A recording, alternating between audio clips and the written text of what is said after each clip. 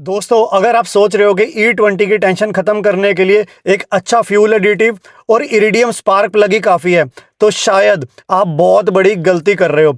आज की वीडियो में ना यार मैं आपको ऐसी दो ड्राइविंग हैबिट्स बताऊंगा जो मेरे हिसाब से आज के टाइम पे E20 के फ्यूल के चलते हुए ना हर कार ओनर को फॉलो करना बहुत ही ज़्यादा इंपॉर्टेंट हो गया है। और अगर आप हाइब्रिड कार ओनर्स है या आप प्लान कर रहे हैं हाइब्रिड कार खरीदने की, तो जो सेकंड पॉइंट है ना आपके लिए बहुत ही ज़्यादा इंपॉर्टेंट बन जाता है। So hey guys and welcome to the channel, this is Abhishek and you are watching Munda top notch. तो दोस्तों, आपको पता है कि मैंने E20 के ऊपर एक प्रैक्टिकल सीरीज शुरू करी हुई है। इसमें कोई भी मेरा पॉलिटिकल एजेंडा नहीं है।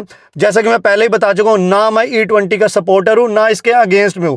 मेरा सिंपल सा फंड है, E20 जो है अब एक ग्राउंड रियलिटी बन चुका है, तो हमें किस तरह से अपनी कार को वेल मेंटेन करना है ताकि हमारे E20 के जो भी अगर साइड इफेक्ट्स है, नेगेटिव इफेक्ट्स है, उनको मिनिमाइज कर सके, उनको खत्म कर सके, और किस तरह से अपनी गाड़ी को एक अच्छे से मेंटेन करे ताकि जो भी उसकी लाइफ है 15 साल जो है या 10 साल है, तो उसकी जो लाइफ है वो अपनी पूरी लाइफ में गाड़ी बढ़िया चले, आपको चलाने में मजा आए। तो अभी तक इस सीरीज में मैं 3 इंपॉर्टेंट वीडियोस बना चुका हूं। पहली वीडियो में हमने बात करी थी E20 की, इसके इंपैक्ट की, क्यों लाया गया, क्या क्या इसके नेगेटिव इंपैक्ट हो सकते हैं, और हमने बात करी थी NA engine versus turbo engine के किस तरह से उनमें इंपैक्ट करता है।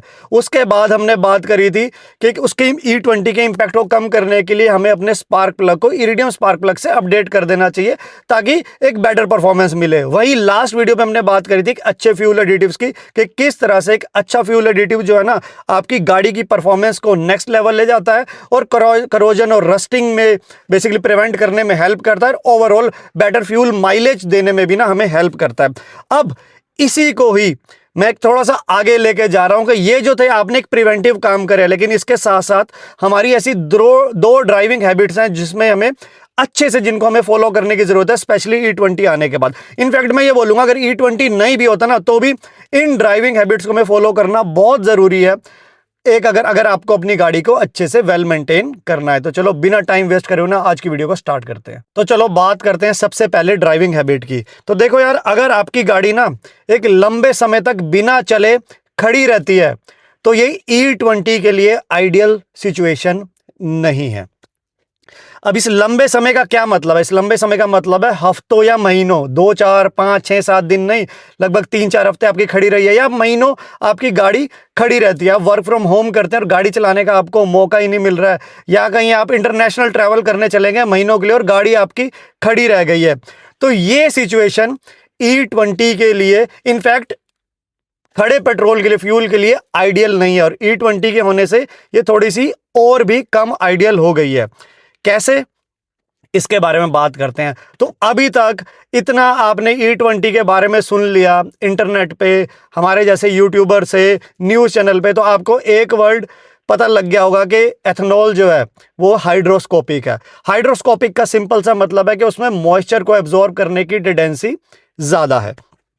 अब अगर आपकी गाड़ी लंबे समय तक खड़ी रहती है, तो फ्यूल जो है वो लंबे समय तक स्टैग्नेंट खड़ा हुआ है, गाड़ी आपके स्टार्ट नहीं हो रही है, तो वो मॉइस्चर एब्जॉर्ब करने की टेंडेंसी जो है थोड़ी सी और बढ़ जाती है, और ओवर द टाइम फ्यूल जो है वो डिग्रेड भी होने लग जाता है, जिसकी वजह से वो ज़्यादा मॉइस्चर एब्जॉर्ब कर सकता है। बेसिकली उस डिग्रेडेशन की वजह से ना एक टेंडेंसी जो उसकी पेट्रोल से सेपरेट होने की, सेपरेशन से कहते हैं फेज सेपरेशन जो है, उसकी टेंडेंसी थोड़ी सी बढ़ जाती है।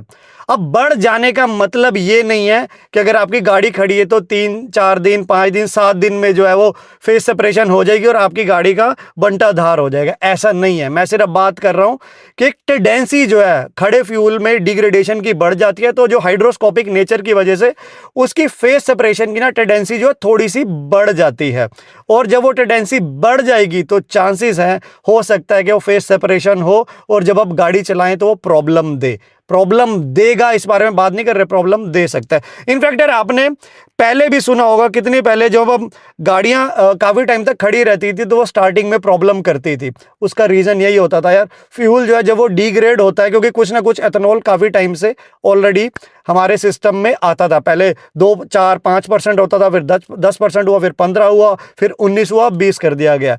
तो ये प्रॉब्लम पहले भी आती थी, बट अब हमें इंश्योर करना है कि एटलीस्ट हफ्ते में एक बार, अगर हफ्ते में एक बार नहीं तो 15 दिन में एक बार आप अपनी गाड़ी को ड्राइव ज़रूर करो। अब आप मेरे से पूछेंगे कि यार अगर हम ट्रैवल कर रहे हैं 5-6 महीने के लिए और आप ड्राइव कर ही नहीं सकते, ना ही घर पे कोई है जो ड्राइव कर सकता है, तो उस केस में हमें क्या करना है? तो यार उस केस में आपको एक चीज़ करनी है कि जब भी आपको गाड़ी को छोड़ना है, मतलब बेसिकली जब चलनी नहीं है आगे कुछ लंबे समय तक, तो अपनी गाड़ी का ना जो फ्यूल जो है, टैंक जो है फुल कर लो। एटलीस्ट 75% मैं बोलूँगा वो भरा हुआ होना चाहिए, क्योंकि जब आपका जितना ज़्यादा फ्यूल टैंक खाली होगा और फ्यूल आपका खड़ा रहेगा, तो उतना ही वो जो एयर ऑक्यूपाई करना आपका टैंक में जो कैपेसिटी है, एयर उतनी ज़्यादा ऑक्यूपाई होगी। और स्पेशली ह्यूमिड कंडीशन में, जैसे अभी आप देख रहे हो मॉनसून का टाइम चल रहा है, तो मौसम जो ह्यूमिड रहेगा, ऐसे मौसम में आपकी गाड़ी खड़ी हुई है और टैंक भी बहुत ज़्यादा खाली है, तो एयर को एब्जॉर्ब जो है ना करने की टेंडेंसी और बढ़ जाती है। तो आपको करना क्या है कि अपने फ्यूल टैंक को, मैं तो बोलूँगा उसे फुल रखो, अगर फुल नहीं रख सकते तो एटलीस्ट 75% उसको भर के रखो। अभी इन छोटी छोटी बातों पे ना हमें ध्यान देना बहुत ज़रूरी हो गया। पहले हम इग्नोर कर देते थे, बट अब मेरे हिसाब से, ये जो भी बात बोल रहा हूँ मैं अपनी नॉलेज के हिसाब से बोल रहा हूँ, इस पे आप क्वेश्चन कर सकते हैं, बिल्कुल कर सकते हैं, but this is my personal advice है कि मेरे हिसाब से थोड़ी सी हमें मेंटेनेंस ज़्यादा करने की ज़रूरत है। तो अगर आपकी गाड़ी चलती रहेगी तो फ्रेश फ्यूल उसमें डलता रहेगा और डिग्रेडेशन के चांसेस बहुत लिमिटेड हो जाएंगे, क्योंकि जो खड़ा हुआ फ्यूल है वो बहुत जल्दी कंज्यूम हो गया, आप उसे फ्रेश से रिफिल कर रहे हैं। तो चलो अब आते हैं पॉइंट नंबर 2 पे, और ये बहुत ही इंपॉर्टेंट है हाइब्रिड कार ओनर्स के लिए, या अगर आप हाइब्रिड कार परचेज करने की सोच रहे हैं। दोबारा बताता हूं, ये सिर्फ मेरी जितनी भी नॉलेज मेरे को मिली है उसके हिसाब से मैं आपको बात बता रहा हूं। हो सकता है कि थोड़ा सा टेक्निकली ऊपर नीचे हो जाए, but based on my knowledge जो मुझे जितना समझ आया ये मैं बात कर रहा हूं। तो देखो, अब जो हमने पॉइंट नंबर 1 की बात करी है कि गाड़ी को रेगुलर चलाते रहो एटलीस्ट 15 दिन में एक बार, लेकिन अगर आपके पास हाइब्रिड कार है और आप इस पॉइंट नंबर 1 को फॉलो कर रहे हैं तो भी प्रॉब्लम सॉल्व नहीं होती है। इनफैक्ट पूरी तरह से सॉल्व नहीं होती है। कैसे?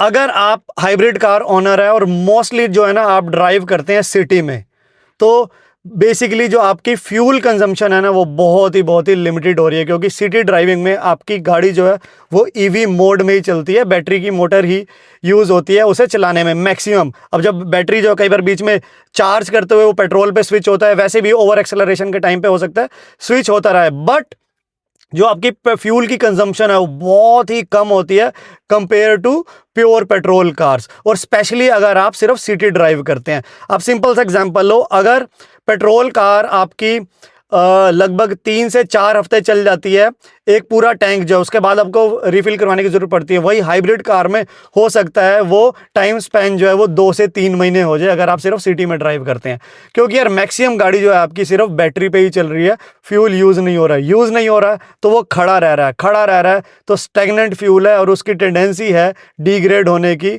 और वो मॉइस्चर लेके जो E20 के नेगेटिव इम्पैक्ट्स है उसमें ज़्यादा पार्ट प्ले कर सकता है। सच बता रहा हूँ, ये मुझे ऐसा लगता है पॉसिबल है, और ख़ास तौर से अगर स्ट्रॉन्ग हाइब्रिड की हम बात कर रहे हैं तो उसमें बहुत ज़्यादा टेंडेंसी है, क्योंकि मैक्सिमम आपकी ईवी मोड में ही गाड़ी चलनी है। बेसिकली फ्यूल कम यूज़ होना है तो स्टैग्नेंट जो है वो ज़्यादा रहेगा। तो दोस्तों, मेरी ना पर्सनल अंडरस्टैंडिंग कहती है कि हाइब्रिड कार को ना आपको कभी कभी पेट्रोल पे रन करना चाहिए। वो कैसे करना है?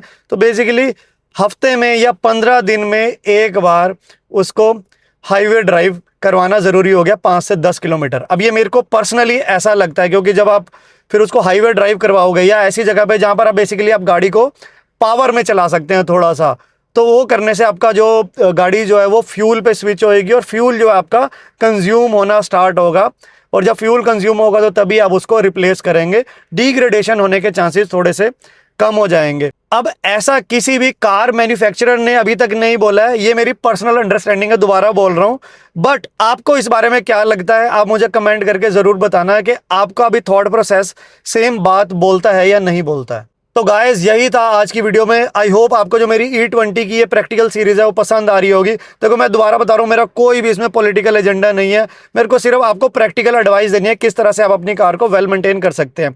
तो आपको अगर ये सीरीज पसंद आ रही है, ये आज की वीडियो, आज की इन्फॉर्मेशन अच्छी लगी है, तो वीडियो को लाइक करना मत भूलना, वीडियो को शेयर करना मत भूलना अपनी फ्रेंड और फैमिली से, और अगर आप चैनल पर नए हैं तो चैनल को सब्सक्राइब भी जरूर कर देना ताकि मेरी आने वाली वीडियोस आपको मिलती रहें। तो गाइस, अब मैं आपको मिलता हूँ अगली वीडियो में एक नई इन्फॉर्मेशन के साथ। Bye bye, see you, love you.